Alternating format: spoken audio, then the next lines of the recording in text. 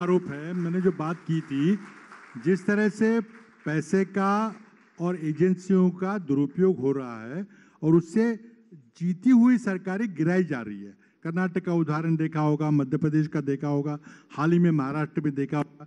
क्या रेट चल रहा है विधायक महाराष्ट्र में जीता कौन था? देखिए ना, जीता कौन था महाराष्ट्र में सर? देखिए महाराष्ट्र में सरकार बनी थी और जीता सरकार कौन था? को तोड़ा था।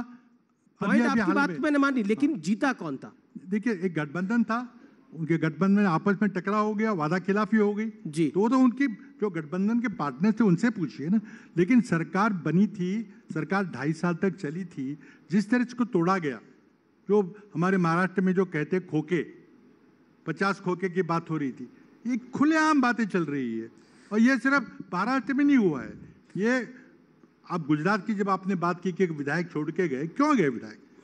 कर्नाटक की सरकार गिर गई, मध्य प्रदेश अभी 11 बिहार के विधायक छोड़ के गए हैं। हमारे गोवा में हमारी अक्सर अभी 11 बिहार के विधायक कांग्रेस को छोड़ के गए हैं। लेकिन किस तरह, देखिए क्यों जा रहे हैं, उसी पे तो मैं आ रहा हूं। इसके कारण में मूल में जाइए नहीं, क्यों छोड़ के लोग जा रहे हैं।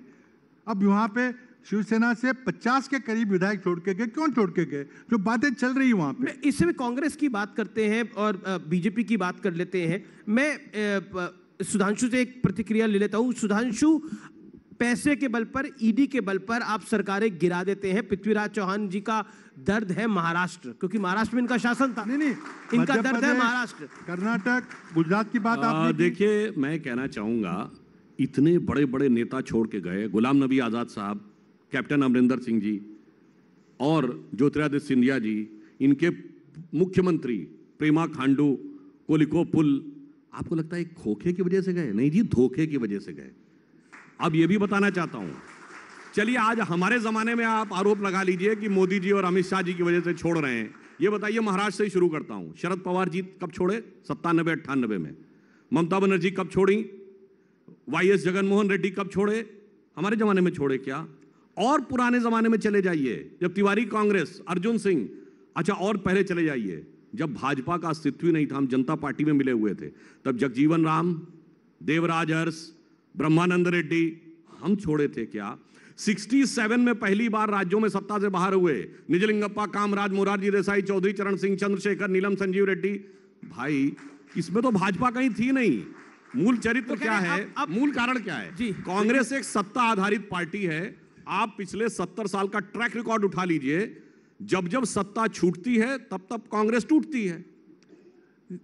देखिए, कांग्रेस पार्टी, अब सत्ता की लोलुपता आपके लोगों में इतनी होती है, वो छोड़ जाते हैं। देखिए, आपने अब गुलाम नबी आजाद को कब खोके मिले होंगे? बिल्कुल उदाहरण जो दिया, मैं उसको बताना चाहूंगा कि कांग्रेस स्वतंत्र, जब भारत स्वतंत्र हुआ था, एकमात्र कांग्रेस पार्टी थी। कांग्रेस में लोग छोड़ के अलग अलग पार्टियां बनाते गए, वो बात अलग है। विचारधारा अलग थी, कुछ लोग छोड़ के गए, कुछ कांग्रेस में स्प्लिट हुआ था।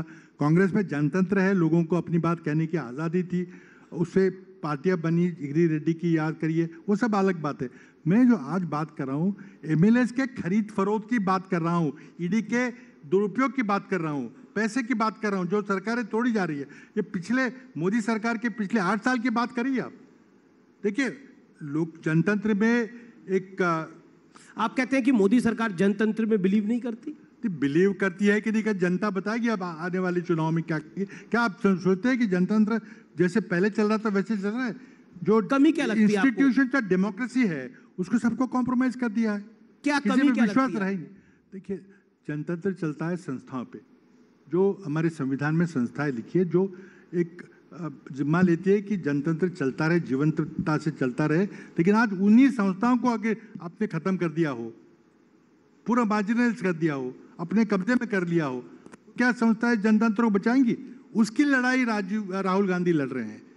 जो सड़क पे भारत जोड़ो यात्रा है, वो उस जनतंत्र को बचाने की, उस संविधान को बचाने की लड़ाई चल रही है। भारत के संविधान को बचाने के लिए राहुल गांधी को सड़क पे उतरना पड़ा है, भारत जोड़ो यात्रा करनी पड़ी है। 2014 से पहले जनतंत्र था बहुत मजबूत, सशक्त, लेकिन सुधांशु जी, अब 2014 के बाद, मोदी रिजीम के बाद जनतंत्र कमजोर हो गया है। इस आरोप का जवाब क्या है? देखिए, अभी जैसे आपने महाराष्ट्र का उदाहरण दिया, तो वहां शिवसेना के अंदर विभाजन हुआ और दूसरी शिवसेना बनी। पर ये बताइए, गुजरात में भी तो याद है, चिमन भाई पूरी पार्टी लेके कांग्रेस में चले गए थे। वो क्या था? नहीं, वो तो लोकतंत्र था, जनतंत्र था, और वो लोकतंत्र की इसी गुजरात में 1974 में 75 सीटें कांग्रेस की आई थी और धीरे धीरे देखते ही देखते 100 विधायक हो गए थे। जनतंत्र था, लोकतंत्र था। इसलिए मैं ये कहना चाहता हूं, वास्तविकता तो ये आप कह रहे हैं कि कांग्रेस ने जो बोया था वो काट रही है। बात बताना जी जी। जो आप एजेंसियों की बात करते हैं जनाब, यदि आपके अंदर सच्चाई और दृढ़ता है, इमरजेंसी में कौन कौन सी एजेंसी ने यूज की थी साहब? एंटी टेरर लॉ लगाया था, जॉर्ज फर्नांडिस को हथकड़ी बांधकर सड़क पे चलाया गया था, जैसे किसी अपराधी और चोर को चलाया जाता है। उस जमाने में भी हम लोग विचलित नहीं हुए थे।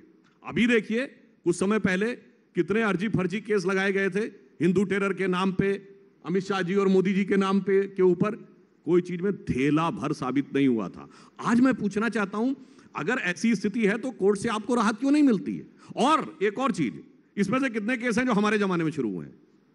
सब शुरू तो हुए हैं बाबा आदम के जमाने से। मैं उदाहरण देना चाहता हूं, लालू प्रसाद यादव जी को तो जेल से अंदर बाहर निकलते देखते देखते हम लोग किशोरावस्था से युवावस्था पार कर गए, और सब आरोप मोदी जी पे है। तो गजब होता है भाई।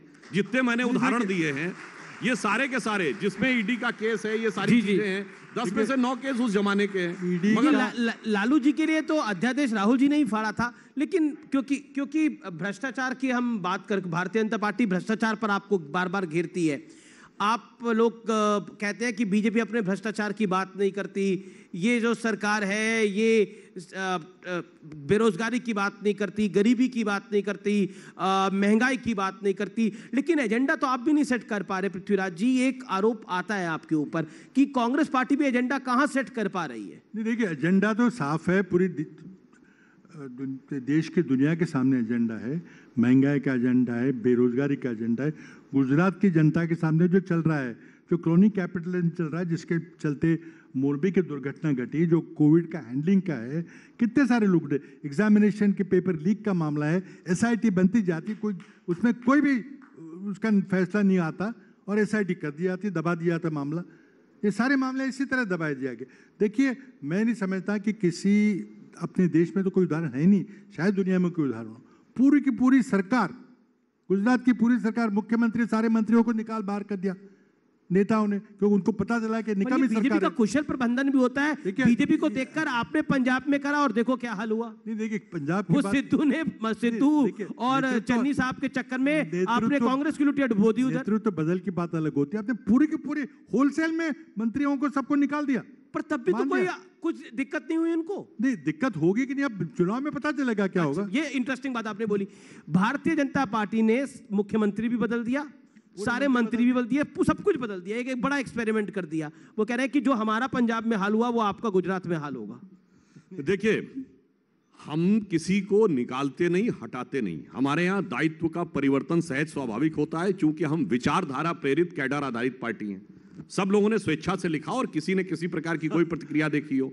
हाँ, नहीं, सुधांशु जी, इतना भी ऐसा नहीं है स्वेच्छा से कोई मुख्यमंत्री का पद छोड़ देगा। निकालना किसे कहते हैं? निकालना उसे कहते हैं, वहां से शुरू करूं, अरुणाचल प्रदेश में कोलिको पुल पूर्व मुख्यमंत्री, फिर प्रेमा खांडू, हेमंता विश्व शर्मा, ज्योतिरादित्य सिंधिया, कैप्टन अमरिंदर सिंह, गुलाम नबी आजाद साहब, और कितने कितने महाराष्ट्र में भी कितने लोग हो गए जो छूटते चले गए। और मजे की बात है, इतने लोग छूटे इतने दिनों में। अब ममता जी और इन सबका तो नाम गिनाए, भी पहले कांग्रेस में थे, कि इनकी तो स्थिति हो गई, देखी जमाने की यारी, बिछड़े सभी बारी बारी। और इंपॉर्टेंट बात आपने चुनाव में कहा, जब चुनाव होता है जो व्यक्ति कांग्रेस से छोड़ के जाता वो बड़ा हो जाता है और कांग्रेस छोटी हो जाती है। बताइए, ममता बनर्जी जी छोड़ के गई, आज बंगाल में वो बढ़ी या कांग्रेस? जगन मोहन रेड्डी बढ़े या कांग्रेस? महाराष्ट्र में शरद पवार बढ़े या कांग्रेस? तो साहब, जो छोड़ के जाता वो बड़का नेता हो जाता है और आप लोग छुटका हो जाते हैं, और कभी कभी तो उस पार्टी से पूरी तरह साफ भी हो जाते हैं। तो मेरे विचार से कांग्रेस को इस पर विचार करना चाहिए कि उनका एजेंडा क्या है। अब एजेंडा की बात कहें, वो अपनी यात्रा पे पृथ्वीराज जी बोल रहे, फिर आप पृथ्वीराज जी।